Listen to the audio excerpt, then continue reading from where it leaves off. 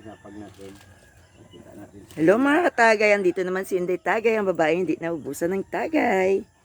Ngayon, maga pa, meron ng tanduay. Tagay tayo. Maglomi tayo gamit ang ano yan? Magi. Pitsaw. Pitsaw, baka naman. Yan ang kuha namin. Ang ihalo dito sa manok na may shrimp na nilagyan ng, binalatan na yung shrimp, nilagyan ng sabaw. Tapos lagyan natin itong carrots, kati, repolyo, cabbage. Ayan. Pwede man lagyan nyo ng quick jam, quick jam. Anong kikiam? Kikiam at saka yung ano ganun yung ginabinta sa ano? Yung fishball? Hindi, yung ano? Wag na tayo magstorya. Mahirap na. Maraming isip-isip. Hindi pa nagagana ang utak ko. Bagong gising. Yung siomay. Siomay. Tignan mo yung cook natin. Yan siya talagang tigluto. Oh. Halo-halo.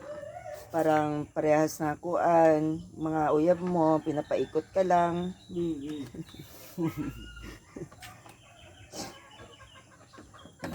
Yan. Kaya natin kumulo. Patapos, ilagay natin ang Repolyo at saka carrot. muna bago ang kuan. Unahin yung gulay bago ito. Tikman natin kay. Pwede naman natin Gutom isabay. na ako. Gutom na. Pwede naman ang natin akong bitok. isabay para sama-sama na sila. Sama-sama na sila. Magsama-sama na sila ng girlfriend nila. Yan. Ayan na mga katagay. Nilagay na yung repolyo at carrots. Pasensya na, nagugas ako ng pinggan kay gutom na si Inday Tagay. Ipakita mo ba itong mga ingredients? Yan ang ingredients. Nilagay lang pagkulo ng sabaw. Ilagay na yung repolyo pati carrots. Tapos may itlog diyan. Ito, dalawang itlog. Kulang na lang talong. Tapos hindi Wala ng talong. wag mong pitsaw. Yan. Pakuluin na naman ulit. Hintayan naman ito. Basta may kanin na, okay na yan. Nakahugas na rin ako ng pinggan dyan. Malapit ng kainan. Yes. Hintay-hintay lang. Tapos yan, nilagyan namin ng siling haba. Yan. Siling haba. Maraming siling haba. Ano ito siya? Bicol style. Yan. Malapit na magkulo. Malapit na ako. Katulugon naman ako. Balik siguro nito. malapit na ako matulog. Tagal. Gutom na. Hintay-hintay naman ulit. Andyan na. Nilagay na yung Magi Kitchaw. Yan. Halo-halo. Kunti. Dahil hindi magkulo, takpan natin. Parang paglasing ka, nahihilo ka na sa panin mo.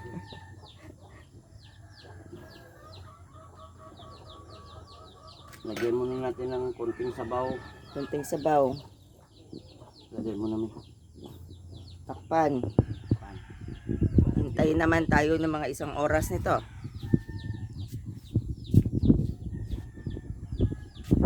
Food is life. Life is food. Maubos ang bitin na. Pag may pasensya, may kakainin. Nalagay na natin yung itlog. Nalagay na natin yung itlog. At saka itong Haluan ng sauce ng... nakulo naman sasabihin mo. Oo. Pag nagkulo na siya, lagyan nyo lang ng itlog. Tapos, lagyan ng sarsa.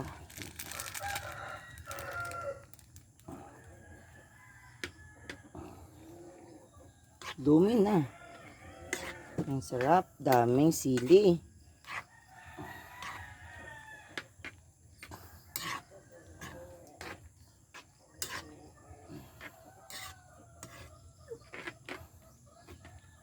Mabilis si Katagay din maglagay ng kuan. Ako nagpakain pa ako ng mga manok. Siya naglagay na. Pagdating ko tapos na. Sige lang, alam niyo paano man mag-crack ng itlog kag magbutang sa kuan. Ganyan lang. O lumi na, tikim.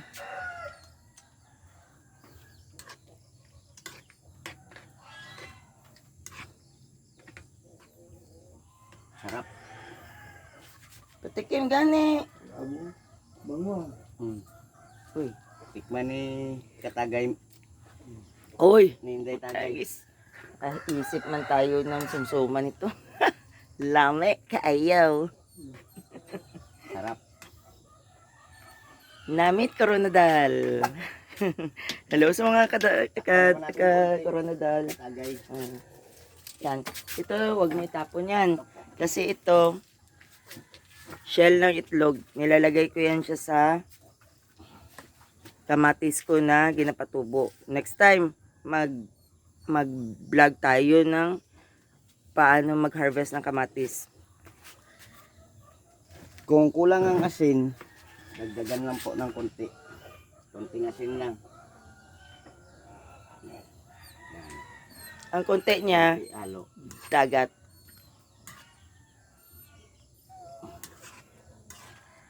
Sobrang tubig. Ang sarap, pare din. Katagay. Yan na po. Uy, Lumi na. dumi. Pitsaw lang ang Quick chow katapat. lang ang katapat. Yan na po. Manok, shrimp, tapos may itlog, may may ahos. Wala nang sangkap. Yun lang, tuan. Repolyo at saka repolyo, carrots. pati carrots lang. Sili green. Pwede Sili na rin. green. Kung gusto ninyo, optional lang yan. Konti na lang.